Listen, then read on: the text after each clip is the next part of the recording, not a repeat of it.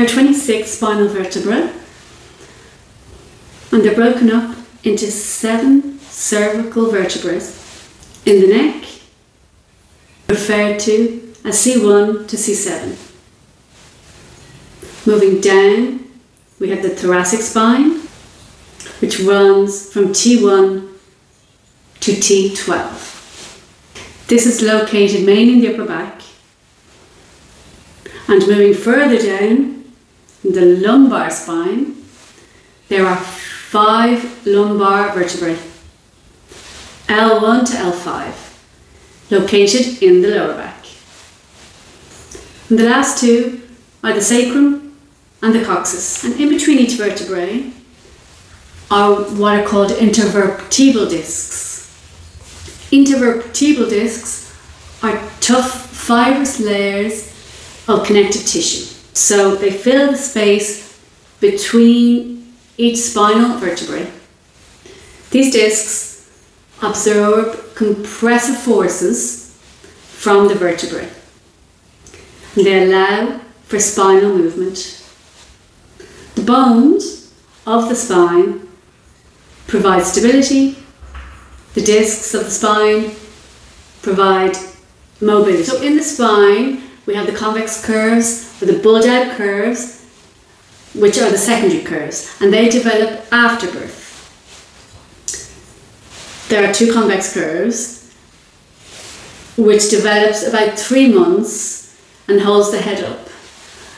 And then we have the lumbar curve, which develops between 8 and 12 months, and this helps us to begin to start walking. Look at spinal movement.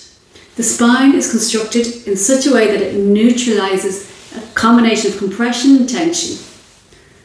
The alternation of bone, the spinal vertebrae, soft tissue, the intervertebral discs and ligaments represent a distinction between the active and passive elements of the spine. For example, the vertebrae are passive and allow for stability. Discs and ligaments are active and allow for movement. And there are a lot of causes of back pain. So often yoga students come to yoga for the first time due to their back pain. This could be strain, bulging disc, herniated disc, arthritis, osteoporosis, and stress, and the modern lifestyle, like sitting too much and driving for long hours. So when we have back pain, we look to a few intervertebral disc conditions.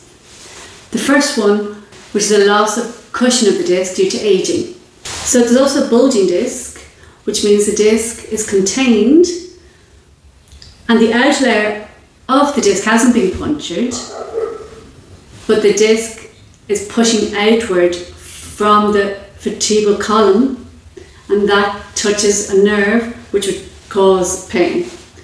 And the most common one is the herniated disc. A herniated disc is where the outer layer disc is punctured and leaking outward. This can cause pain by hitting a nerve down the spinal column.